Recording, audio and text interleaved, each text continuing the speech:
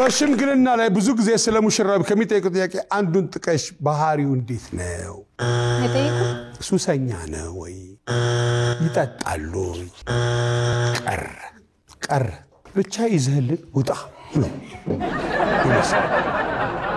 ከእጽዋት ጋር የሚገናኝ የወንዶች ስም ጥቀስ። ዋርካው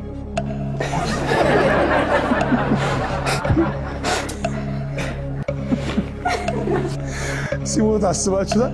አረ ዋርካው ሄደ፣ አረ ዋርካው ሄደ፣ አረ ዋርካው ሄደ።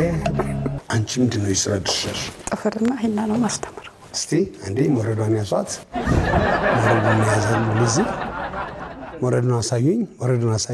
እሺ አንዴ ከእጽዋት ጋር የሚገናኝ የወንዶች ስም ጥቀስ። አበበ አገዳ ነው እንዴ?